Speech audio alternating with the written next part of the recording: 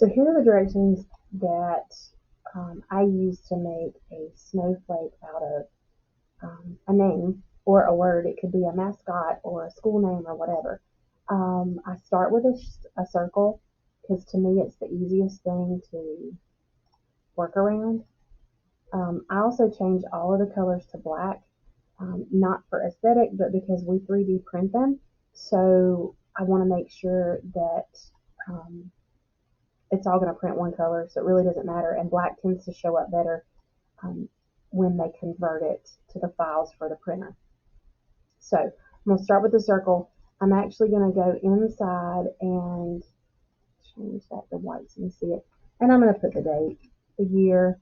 I may choose a bolder font just so that it's kind of chunky, not that much, and leave it all on one line, or you could just put 23, or you could put, whatever in the center.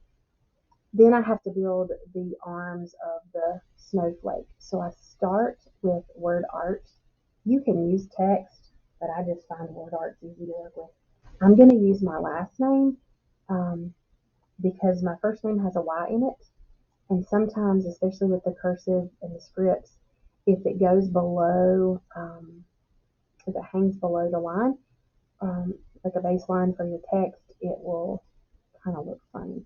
So we'll change that. I'm going to use Homemade Apple just because it's a really pretty script. And I'm going to size this down. You really don't have to get too particular when you're making this first arm because once you group them, you can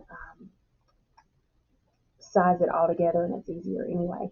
So I'm going to make a copy of this one. And now I'm going to go on the second one to the format options to size and rotate, and I'm going to flip it vertically so that it's a mirrored image. I can't spin it around because that changes the image. Then I can line them up till they're connected like that. Then I'm going to take both of them and go to arrange and group them. So now I can move them in one piece. I can also, if I want to stretch them out a little bit, I can do that. And I'm going to adjust the size of the entire snowflake later, so it's okay if it's hanging off my paper. So I'm going to put this one in the first spot. Now in middle school, this is a really good opportunity to talk about angles, 90 degrees and 45 degrees and all those different things. I'm not a math teacher, but it does work really well. So I'm going to copy and paste this so that I have a second arm, and I'm going to spin it to a 90-degree angle to put it on the top.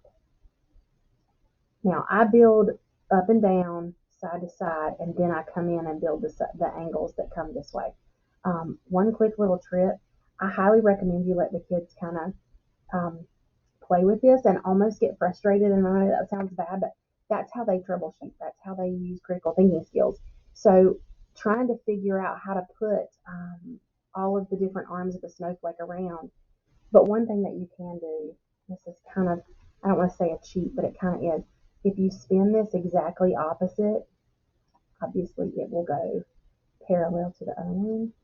And then if you take the one on top, do the same thing, spin it around exactly to the opposite, you'll actually have exactly what you need. Um, but again, I highly recommend letting kids think through it because they'll come up with some neat things that we don't expect. Now, you can do a different name. You can change the font. So if you wanted to maybe create a new word art, let's say I'm going to use a different name just for the sake of difference. Turn it black. I can choose to use the same font, or maybe I want to try something a little different. That one's not going to work because the letters are not together. Um, that one would work. So maybe I want to take this one and copy and paste, flip vertically, just like I did previously. And I'm going to move this one up here. There we go. All right, and so now I have a completely different arm than what I had before. I'm going to group those together, hit and group, and then I can bring it down until it's the same height as the other one. And that's really important too. So I'm going to turn this one to a 45-degree angle to go in this first spot right here. And you can see that's a little weird. It might be that you can pull the name. This is where stretching it out is not such a bad thing. Messing with your proportions. And I just move it in until it's connected to the circle, like that. And you can play around with different types. Here's the one that I finished with just my last name all the way around. It kind of makes a really cool snowflake. You can also make your text bold. You can italicize it. You can do all kinds of things to the different text. You can have them do vocabulary snowflakes.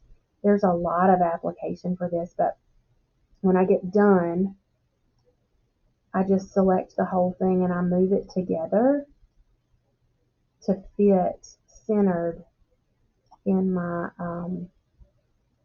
that's not centered,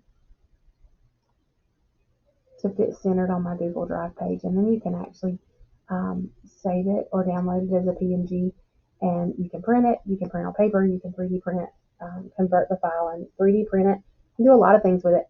But this is something that I like to do with my upper elementary and middle school students. So I hope y'all enjoy it. I didn't find the instructions I was looking for, so I thought I'd make one real quick myself. So happy snowflake making.